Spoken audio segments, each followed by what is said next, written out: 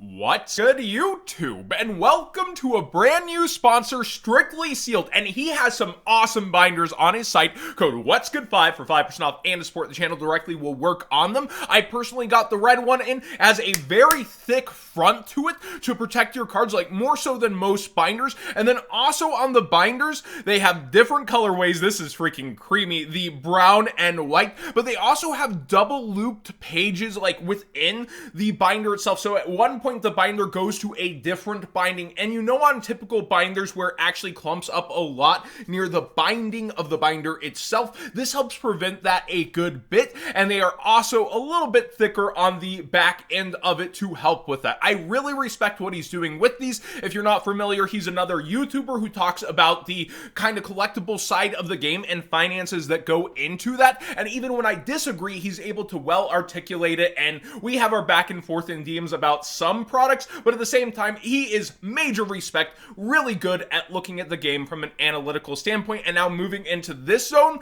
I think these binders are some of the best by far that I've ever had in my hands. And also, Gardner, you might notice that little big shield symbol. Again, code What's Good 5 for 5% off, and to support the channel directly will work over on Strictly Sealed for those binders. Now, Tier 0 has Darkwing Blast booster boxes. These are first edition. This is not a rewave. Code What's Good 5 for 5% off, and to support the channel directly will work over here. But I wanted to take a moment to talk about Modern Sealed, because it's not all rosy. But right now, first edition booster boxes are $95. Will it be rewaved? Want it be rewaved? Did Konami just cash in on unlimited POT? Well, we could see an unlimited rewave, right? But even without a rewave, if you're going super long term, instead of just getting this, because with the code, this is around $70.60 per booster box if you get it by the full case. So you could be flipping these, 82 locally, and one person gets a deal, you also make money on top, but not the best of margins. That's a pretty big risk on top. But when it comes down to it and we're looking at sets like this, how are they going to age? Burst of Destiny changed the game. It was really amazing, and now it crashed all the way to $55 at one point. It's risen back towards $60. It doesn't have the best Starlights in the world. Megatons really bleed value, and the Starlights have to be there and be holding. And this had Stratos, which people were arguing versus the Ultimate Rare, but it had a competing, different version. You have Ecclesia, a waifu here, but like when we're talking about the branded lore, also a lot of people collect the lore cards. It seems somewhat solid. Wrong Flunder card, and then the inside of the set still has room to age well, but it has crashed this bad. So if you're getting it for long term, I don't think this is, even with the deal, necessarily the optimal time to do so. You have Cartesia, you have the Labyrinth, you have the cards inside being very good, but a lot of them are destined for reprints. So if you're getting it just to end up holding it, yes, it's a deal versus now, but maybe down the line, there's also this Burst of Destiny effect where, okay, the reprints are here and people try to speculate on this too much and held too long. That can also happen. This is why I'm not a financial advisor channel. I don't know the future of card prices. If Konami will just throw a unlimited wave curveball and go, Darkwing Blast 2, it wasn't just Power of the Elements, we're going to cash in here also, and then no Megatons reprint somewhere else. A lot of different things could be happening with product in the future, and Konami really can do as it pleases. Bestial Lubellion is up in price even further beyond, up towards $85+. I'm hearing that this is mostly for branded at this point with all the other branded buyouts. Yeah, you also have Dragon Link. You have this playing into its own deck. There's a lot of places Bestial Lubellion goes, so I understand it, and we have a brand new format paving the way that people are super hyped about. We did just cover the recent Insect Ninja buyout, and yeah, Darkwing Blast has a lot of up and down movement. The Lady Labyrinth is also up there, but I may have a separate tab for that later. There's so many different pieces to this market watch that it is crazy. But yeah, again, coming back to the sealed conversation, sometimes it ends up, even for an amazing set that changed the history of the game, doing this where you had a much better opportunity to get in. So with Tier 0's deal, I would be getting that if you were actively moving it. Now, speaking of branded, Gimmick Puppet Nightmare is not a card I would have thought that would get bought out unless there was a gimmick with it, and that's what's happening. If this card is special summoned, you cannot special summon any monsters for the rest of the turn but Gimmick Puppets. Well, with Branded Expulsion, you are able to tribute one fusion monster, then target two non-fusion monsters that are banished or in either player's graveyard, special summon both monsters, one on each field. So you actually end up giving them Gimmick Puppet Nightmare. It's summoned to their field, its effect pops off, and it floodgates them for the whole turn, and that's why this card is getting bought out. Kind of reminds me of the Ito card as well, but then the effect ends up lingering, and that's the play people are going for. Yeah, Lady Labyrinth, I did have a separate tab for. There's a ton of Labyrinth buyouts, and what I usually like to suggest is whenever new support is coming out to really hype up a archetype, you want to look at the older support that is actually going to be played in there, and that's why Lady the Labyrinth has continuously climbed up now. It's from Darkwing Blast, even though a ton of it's been opened. Well, this is the older piece of support and higher rarity than the new Welcome Labyrinth.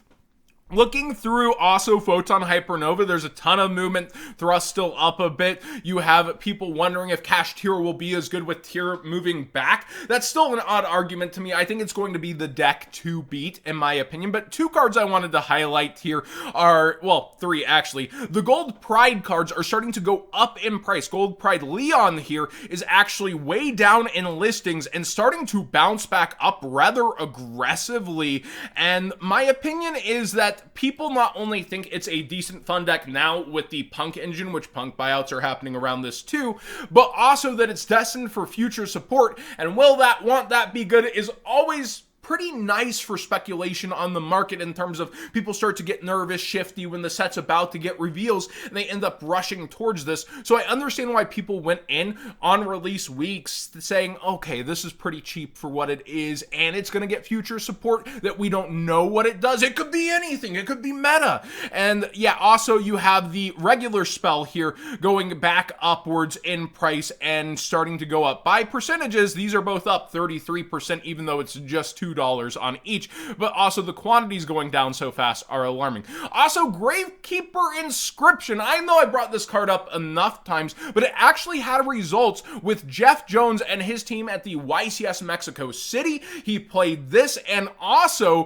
Forbidden Lance and Forbidden Lance first editions. That's also past format play, etc. Well, the super rare first editions are now upwards towards $20, and they're helping the Kashtira cards basically say, I don't care about your spell outs, which is how everybody's dealing with all this, and ends up helping Kashtira be even more powerful. Man, old tech player matchup knowledge, Jeff Jones bringing it to the table. But in terms of the new card, Gravekeeper Inscription was able to play and help him too. And moving forward, that'll be interesting as tier limit does peel back. Will that still be a way to play against decks like Branded and other such decks? I have one more tab and I actually, it's the Punk cards. Okay, so yeah, Punk is mixing with the Gold Pride stuff, and actually you have the Punk Synchro getting bought out to ridiculous proportions versus where it was at before. You can just see the spike in the graph, and now it's up towards $9, and the collector rare, so the top end as well, not just for playability, is also going up towards $40+. El Shaddoll Hollow is going up for tier limit Copium. We're still good Copium. We can do it. I think that deck is good. I don't think it's necessarily Copium, but people are trying to figure out different ways. Apparently, this helps in the OCG to get extra mills, and people are looking at it. And now it's up towards $2 and quickly more than that dollars, where it was sitting at 50 cents for pretty much ever. OTS cards. Oh, I forgot to bring this up. The generator tokens got bought out. I actually don't have a tab for that, but they're like $7, and somebody in Zodiac was like, why? You generator support and you want 4+ of them at a time, sometimes 5 depending on EMZ and that kind of stuff, but usually you just need 4 of the tokens, right? But when it comes down to it, OTS buyouts on the new stuff is interesting because whenever a OTS set is new, demand's pretty rabid, and we usually see a spike early and either a hold and continuous up or a big crash.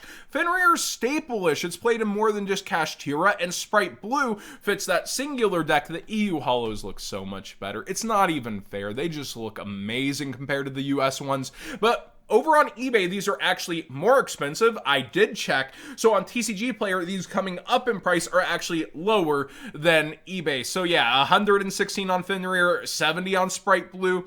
That's apparently the hookup right now. I do think you will see less of a demand on some of these, but man, I would get the EU foiling if you can when it comes down to that. Tenyi Spirit Vishuddha Ultra Rares are starting to slow climb in price. It does have a Super from OTS pack, but it doesn't look the best. The Ultra actually does look way better, and I think that the physical difference is why the Ultra is kind of going higher than a tournament pack one. Hungry Burger Support has people looking at pre-preparation of rights. I'm sure, I would hope, that this gets another reprint within that deck building set, but here we are. There's not the most versions in the world of it. One's a Speed Duel tournament pack, so that sealed format as well of, yeah, you can play this in Speed Duels, but Speed Duel cards can also be played outside of Speed Duels, of course, so it's still good for the TCG. You have the rest of the versions being cheaper, but not by much, and way lower in listings. Talking about the Heralds, I was looking through, and the Discord brought up that Herald of Pure Light for Sprite is far up in price, and it really is starting to go. Fully bought out here at $30+ for the Super. I don't know if Herald of Pure Light has a second printing at all. Yeah, I don't believe it does. I think it's only that one copy, not reprinted, period. And then finally, number 90 has respiked in price, as it seems like its reprint possibility is missing in action. Still could be a Maze of Memories, but you would kind of expect it to be announced or hinted at this point, but they love to mix those products together, so I would not doubt against this one. But at the same time, if you want access to it, and it is a pretty good card, and of course Photon Hypernova just came out, so people scrambled for this even harder, you're paying a premium on it to get access to it now. Hopefully there's a reprint in the future. Thanks for watching today's Market Watch. Please subscribe if you haven't already. Give this video a thumbs up if you enjoyed the conversation. And yeah, just a wild ride of a Market Watch for real. And do check out Strictly Sealed. The code only works on the binders, not his entire shop. He has some cool stuff on the shop as well, but the code is only for the binders, and I think these are really, really awesome. I'm going to do a collection video later, actually using the binders, maybe a mix of OCG and TCG. I'll have to decide on that.